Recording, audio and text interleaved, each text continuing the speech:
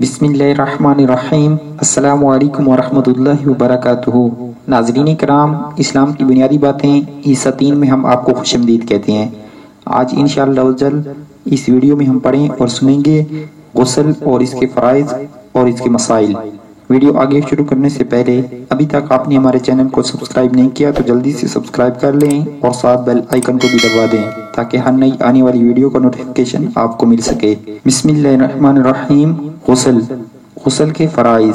सवाल, गुस्ल के कितने फर्ज हैं और इनसे क्या मुराद है? जवाब, गुस्ल के 3 फर्ज हैं। नंबर 1, कुल्ली करना। मुंह में थोड़ा सा पानी लेकर पिच करके डाल देने का नाम कुल्ली नहीं बल्कि मुंह के हर पुर्जे, गोशे, होंठ से हल्की जड़ तक हर जगह पानी बह जाए। नंबर 2, नाक में पानी चढ़ाना। जल्दी जल्दी नाक की नोक पर पानी लगा लेने से काम नहीं चलेगा। जहाँ तक नरम जगह है यानी सख्त हड्डी के शुरू तक धुलना लाजमी है। नंबर 3, तमाम ज़ाहिरी बदन पर पानी बहाना। सर के बालों से लेकर पाँव के तलुओं तक जिस्म के हर पुर्जे और हर रोंगटे पर पानी बह जाना जरूरी है। जिस्म के बाज़ जगहें ऐसी हैं कि अगर एहतियात ना की तो वो सूखी रह जाएंगी और गुस्ल ना होगा। गुस्ल का तरीका, बगैर जबान हिलाए दिल में इस तरह नियत कीजिए कि मैं पाकी हासिल करने के लिए गुस्ल करता हूँ। पहले दोनों हाथ पांचों तक 3-3 बार धोइए, फिर इस्तंजा की जगह धोइए, खौफ निजासत हो या ना हो। फिर जिस्म पर अगर कहीं नजासत हो तो इसको दूर कीजिए। फिर नमाज का सा वुजू कीजिए मगर पाँव ना धोइए। हाँ, अगर चौकी वगैरह पर गुस्ल कर रहे हैं या ऐसी जगह पर हैं जहाँ पानी नहीं ठहरता तो पाँव भी धो लीजिए। फिर बदन पर तेल की तरह पानी चुपड़ लीजिए, खुसूसन सर्दियों में। इस दौरान साबुन भी मल सकते हैं। फिर 3 बार सीधे कंधे पर पानी बहाइए, फिर 3 बार उल्टे कंधे पर, फिर सर पर और तमाम बदन पर 3 बार। फिर गुस्ल की जगह से अलग हो जाइए। अगर वुजू करने में पाँव नहीं धोए थे तो अब धो लीजिए। आदाब गुस्ल।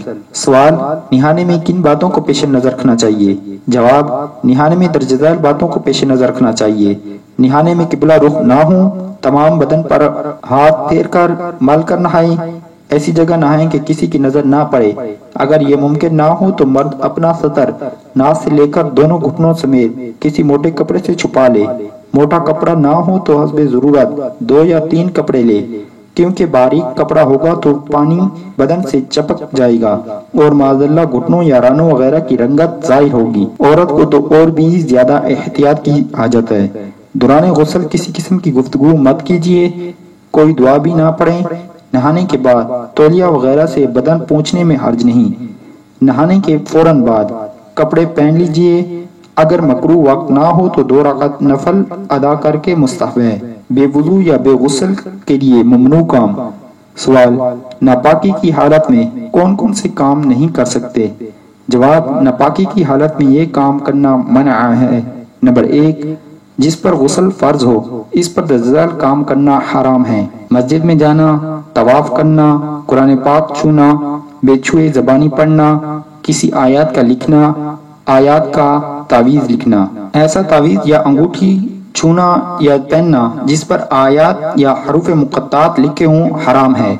मोम जामे वाले या प्लास्टिक में लिपट कर कपड़े या चमड़े वगैरह में सिले हुए तावीज़ को पहनने या छूने में मुज़ायका नहीं। नंबर 2, जो बेवुजू हो इस पर दर्जेदार काम करना हराम है। जिस बर्तन या कटोरे पर कोई सूरत या आयत मुबारका लिखी हो, बेवुजू और बेगुस्ल दोनों को इसका छूना हराम है। कुरान पाक का तर्जमा फारसी या उर्दू या किसी दूसरी जबान में हो, इसको भी पढ़ने या छूने में कुरान पाक ही का सा हुक्म है। बेवुजू या बेगुस्ल के लिए जायज काम। सवाल, नापाकी की हालत में कौन कौन से काम करने में कोई हर्ज नहीं?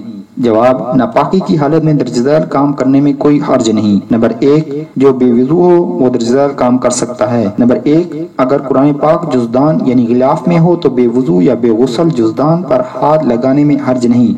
नंबर 2, किसी ऐसे कपड़े या रुमाल वगैरह से कुरान पाक पकड़ना जायज है जो ना अपने ताबे हो ना कुरान पाक के।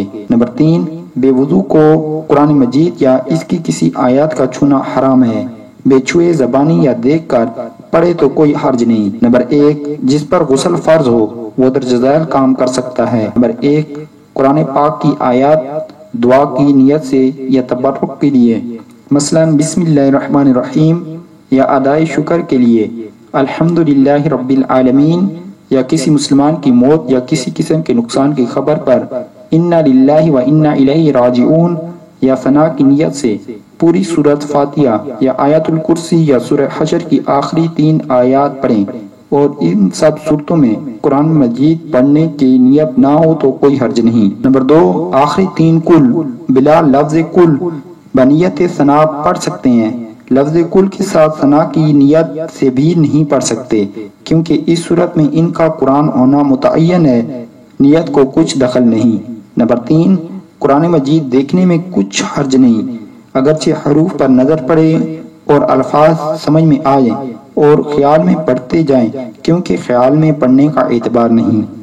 نمبر 4، درود شریف اور دعاؤں کے پڑھنے میں حرج نہیں، مگر بہتر ہے کہ وضو یا کلی کر کے پڑھے۔ نمبر 5، اذان کا جواب بھی دینا جائز ہے۔